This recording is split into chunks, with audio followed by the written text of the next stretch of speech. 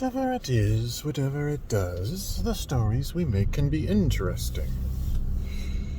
The interesting thing about stories is that there really aren't that many kind. There was once a philosopher and storyteller of some sort. All the details escaping me right now, but I remember it was less than 10 story types in all of existence. And every single story breaks down into basic tropes, simply told in different ways because we find them interesting. We take the stories and we update them for modern settings. Maybe we take some characterizations and switch them around a bit. It's the reason why there's entire YouTube channels created about story tropes and story archetypes and story structures and things like that. It's been a fascinating journey through the internet as I watched the thing that I had to go to college to learn expand into entire networks of authors talking and, critics and analysts, and they're all working together, which is really neat, by the way. Because here's the thing, it's super useful for me as an author to watch other storytellers and to pay attention to what do the critics pay attention to. When you get one of these stories where somebody completely deconstructs it down to its elements and explains what works about it and what doesn't work about it, it's like, that stuff's invaluable.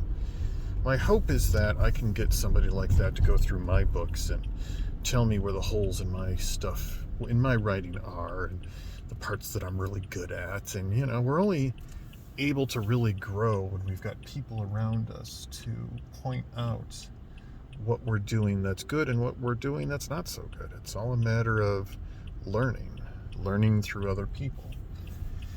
Because storytelling is like that.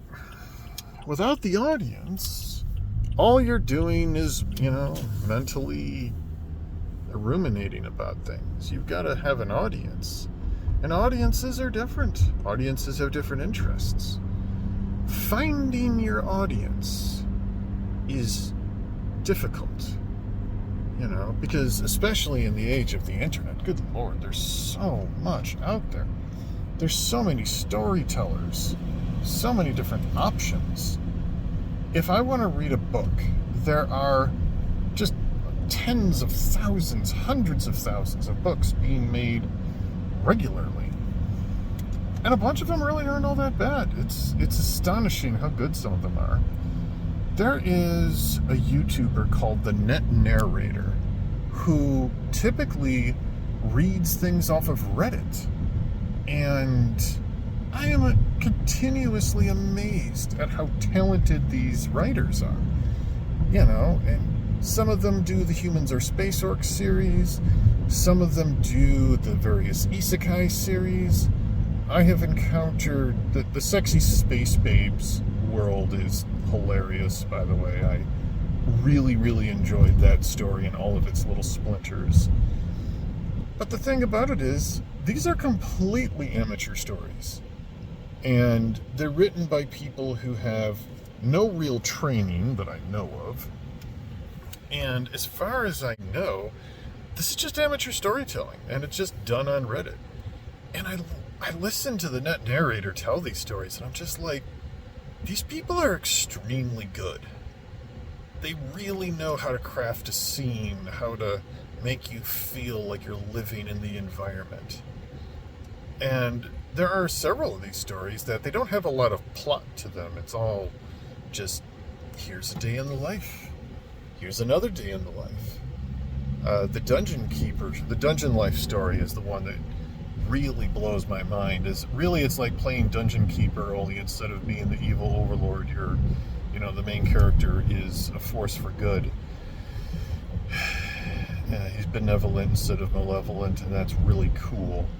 And there's really not that much plot to his story.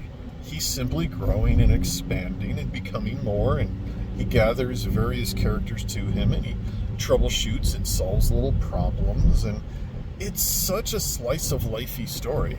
He just happens to be a dungeon, a sentient dungeon with a dungeon core and all dungeon delvers, and it's so neat. And I find myself listening to these stories utterly fascinated. And a bunch of them have very similar story structures. And yet, I continuously listen to them anyway. Now, I know my writing is good. I know I am talented.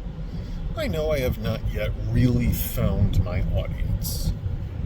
It's, it's a thing. It will take time. I will keep writing. I will keep working at it. Hopefully my YouTube channel will gain a little bit of traction, or, maybe a few thousand people will start to pay attention to what I'm doing. Because that's really what I'm working towards, building an audience. And so I take the raw elements of story and I pour them through the circuitry of my brain, and I see what comes out on the other side. Some of it is interesting. Some of it isn't. But all of it is me. Pieces of me. Spread throughout the ether, telling tales. Hopefully an audience will care enough to pay attention to it. Only time will tell.